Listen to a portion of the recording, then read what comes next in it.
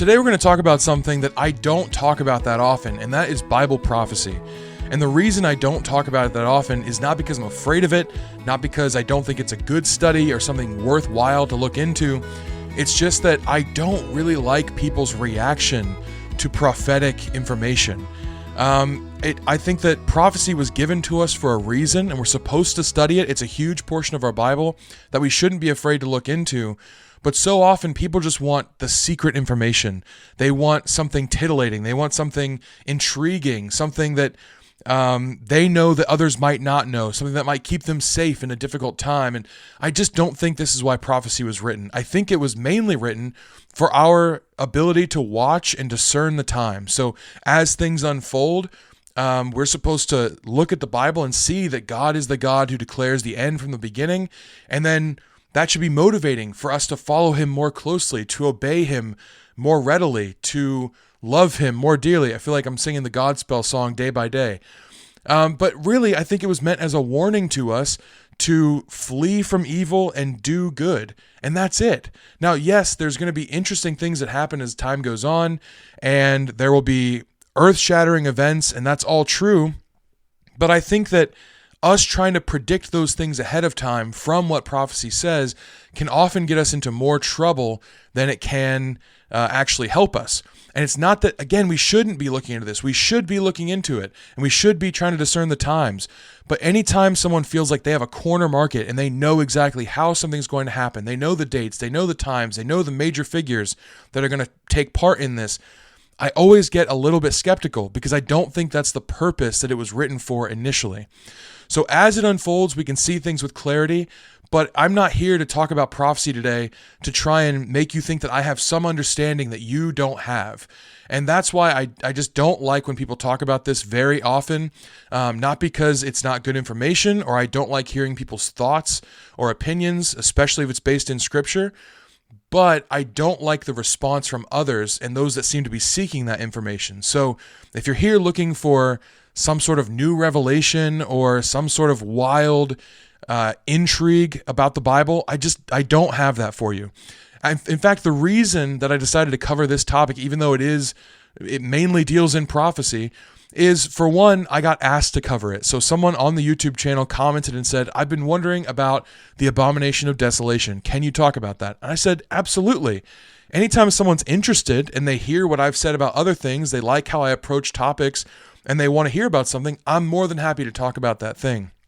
But also, this topic specifically, while very much prophetic and dealing in the future, has so much depth and richness in history, and especially biblical history, that I just find it absolutely fascinating.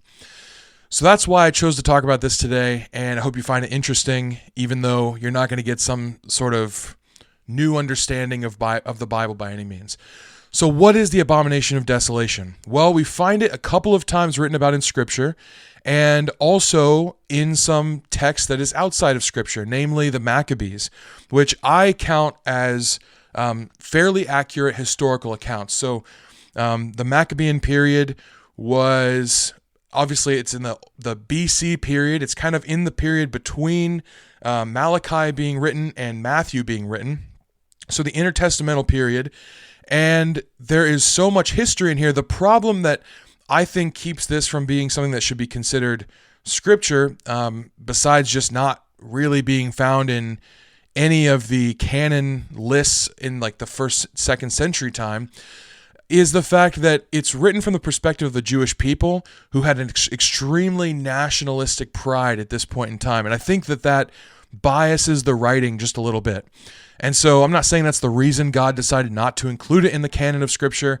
I'm just saying that's something that definitely goes against it and makes you want to read it with a grain of salt. Now, I do think there's historically accurate information in here, and it should be read. I think if you're a Christian and you're not reading 1st and 2nd Maccabees every once in a while just to familiarize yourself with the historical events, then that could be something worthwhile to do. It's not going to like lead you off into some harebrained idea. I think a lot of apocryphal works people get hesitant about because just the word apocrypha sounds mystic and something that a safe Christian would want to avoid. But the Maccabees aren't trying to teach you anything. They're just outlining a historical account, albeit one that might be a little bit biased.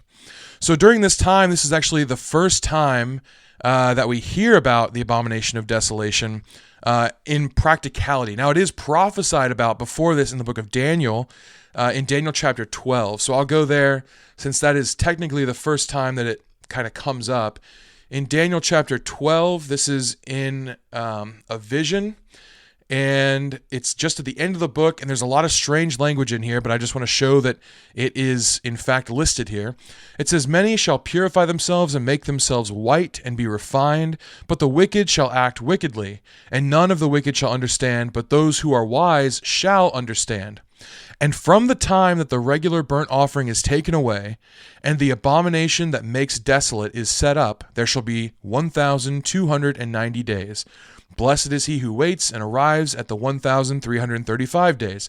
But go your way till the end, and you shall rest and shall stand in your allotted place at the end of the days." So that's the first time we get this prophecy, this term, abomination of desolation. And in the Jewish mindset, this came to pass during the Maccabean period, and they've written about it in 1 Maccabees chapter 1 in verse 54. So essentially what's happening, just to give you some context to the book, is there's a new Greek ruler named Antiochus Epiphanes. He is the son of the king Antiochus, and he would like to take over both Israel and Egypt. And he starts doing this by speaking soft words to them. He goes to Israel and he kind of tries to impress upon them his wealth and his culture. And he's very successful, apparently a very charismatic man. And people start to be swayed by this person, Antiochus Epiphanes, to the point that they actually talk to their leaders and say, we should go and make an alliance with them. And so you've got two sides of people. One side of the Jews that are thinking, no, we need to stay strong in our nation. We need to have solidarity and remain true to our identity and who we are under God. And one that says, yes, but we'd have a lot of military strength if we had these people as allies. And they're kind of swayed by the culture of this Antiochus Epiphanes leader. In the end, Antiochus Epiphanes does end up taking over Israel and Egypt for a time, but it doesn't mean that he takes over completely, because there's still this rebellion going on called the Maccabean revolt. So this is one of the first revolts in Jewish history, and these people are like guerrilla warfare people, and they're like hiding out, even though many of their nation has gone over to the side of Greece, and they're even adopting some of their customs and culture and abandoning some of their own beliefs.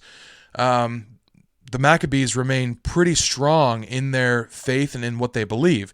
Now, they also do incredible warfare and kill to the point that some would argue is against the law of Moses, but that's a debate that goes on as well, something else for another time. But here in verse 54, this is from the book of Maccabees, so from the perspective of the rebellion, the revolters, they're talking about what's happening in Israel and the horrible things that they've come to because they've adopted this Greek culture and come under this leader, Antiochus Epiphanes. It says this, "Now on the 15th day of Kislev, in the 145th year, they erected a desolating sacrilege on the altar of burnt offering. They also built altars in the surrounding towns of Judah and offered incense at the doors of the houses and in the streets. The books of the law that they found they tore to pieces and burned with fire. Anyone found possessing the book of the covenant, or anyone who adhered to the law, was condemned to death by decree of the king." So this is the depth that people get to in Israel when they followed after this foreign ruler. Now, eventually what happens is the Maccabees rise up. They have an incredible, successful fighting corps, and they do, with the help of Rome, they actually call on Rome's help to come and drive out this Greek ruler, and it's successful. They reclaim some of their independence for a time. Now, unfortunately, Rome, seeing that Israel is kind of in a weakened state, turns around and kind of oppresses them themselves. So that's why in the time of the first century, you have Roman authority over Judea, because they came in and helped Israel to overthrow Greece, but then turned around and overthrew Israel themselves. So then you have the Roman occupation. So that's what's going on here historically, and this is what's talked about with the abomination of desolation in the book of Maccabees. They see this as a time when the book of Daniel's prophecy was fulfilled. this Antiochus Epiphanes erected statues in the temple himself, and they offered burnt offerings in ways that they should not have offered them. Now, some say it was unclean offerings, meaning like unclean animals. Some say it was unclean because it was recognizing the spiritual authority of Antiochus Epiphanes. There's different accounts on what they believe actually happened here, physically speaking, when he set up this altar in the temple that was apparently an unclean altar and an abandonment, an absolute flee from the original laws that Israel had kept for so long. So this is the abomination of desolation. And really now, in the current landscape of things, you have 4 different groups of people that will read these and interpret what exactly the abomination of desolation was. Not logistically, but what it was actually counted as the fulfillment of the abomination of desolation. The first thing is the Jewish mindset. This is that Antiochus Epiphanes was the person who fulfilled this abomination of desolation role. He placed himself as overall ruler and God in the temple of God, offering unclean sacrifice. And this is the fulfillment that Daniel was looking forward to. Or not looking forward to, like excited or anticipating, but the one that he predicted in his prophecy through God's revelation. Now, others look to the fact that there wasn't actually desolation of the temple, meaning destruction or ravaging is another way that this desolation word is often translated, until the Romans in 70 AD. But we already talked about, interestingly enough, the Greek and the Roman conquest of Israel are both intricately connected. And so it's not even a far cry to say that the abomination of desolation that we see from the Jewish mindset with Antiochus Epiphanes, the unclean offerings on the altar in the temple, and then the actual desecration of the temple, the absolute destruction of the temple in 70 AD, these things are kind of connected. And so I don't really see them as 2 separate events necessarily, as much as I see them one caused the other, essentially. And so some people have these as 2 separate views, that either it's Antiochus Epiphanes or it's the Roman occupation. I believe it's more closely linked to Antiochus Epiphanes, but I see that there could be a part played by the Roman occupation, because what Antiochus Epiphanes did ultimately led to Rome overtaking Israel. Now, there is another view. There's actually 2 more views, and they're both eschatological, which means essentially just prophetic. They are dealing in the end times or the fate of all things. And this is because in the book of Mark and Matthew, at the end of Jesus' ministry, he's in Jerusalem on the Mount of Olives talking to his disciples. And he says this, I'll read from Mark 13 first, in verse 14. He says, "But when you see the abomination of desolation standing where he ought not to be, let the reader understand. Then let those who are in Judea flee to the mountains." And he goes on to say, don't even go, if you're on the housetop, don't go down, don't take anything out with you, just absolutely run. And so he's prophesying that something else is going to come that's going to fit this abomination of desolation role. In Matthew 24, we get a little bit more insight. He says in verse 15, "So when you see the abomination of desolation spoken about by the prophet Daniel, standing in the holy place," not just where he shouldn't be, but standing in the holy place, "let the reader understand. Then let those who are in Judea flee to the mountains." So there's a man here standing in the holy place where he should not be, an unrightful priest essentially, or someone who puts themselves in this position of godliness or leadership, and he's doing things he shouldn't be doing in the temple specifically. So this leads to 2 separate views. And actually, the fact that the Roman occupation view that I mentioned before is also a Christian view. People will say that Jesus here was talking about the Emperor Nero that was to come, or even one of the later ones. So it's possible that one of these people fulfilled some portion of the abomination of desolation, but it doesn't seem like they did it fully. The closest we have actually is in 40 AD.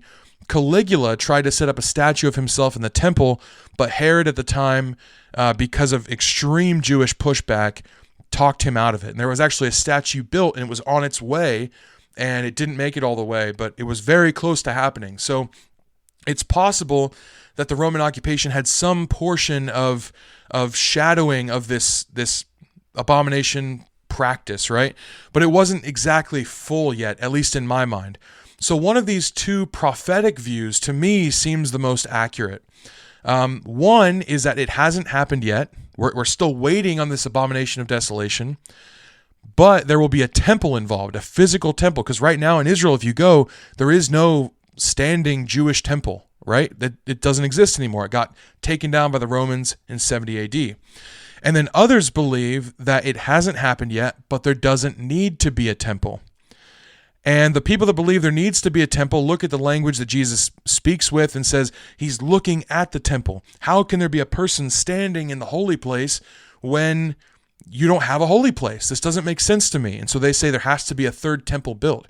And there are some Jews that are actively working to build a third temple. So perhaps this is a way it does get fulfilled. The people that say that there doesn't need to be a temple in order for this to be fulfilled believe that now the people of God are the temple of God. And Paul talks about this throughout his writings. And so they see this abomination of desolation as something that happens within God's chosen people. Those who have accepted the sacrifice of Christ have entered into that covenant with him, and then something's going to happen where there's this great rebellion, this great turning away from God's way, and perhaps this does manifest itself in some sort of evil leader. Who knows? But this is their view. So it doesn't necessarily need a temple because the temple is now the people of God. So those are all the views on what the abomination of desolation is. You have Antiochus Epiphanes being the fulfillment, Roman occupation being the fulfillment, not having happened yet, but the temple needs to be built, and not having happened yet, but we are the temple. So I'm not going to answer it for you. I'm not going to tell you what the abomination of desolation absolutely is, but I'm curious if you have any thoughts on this, because these are the four competing views, and I've got opinions on it, but really, like I said at the beginning, when I look into prophecy, it's not to predict the times of the end, it's to wait and watch and discern as things happen.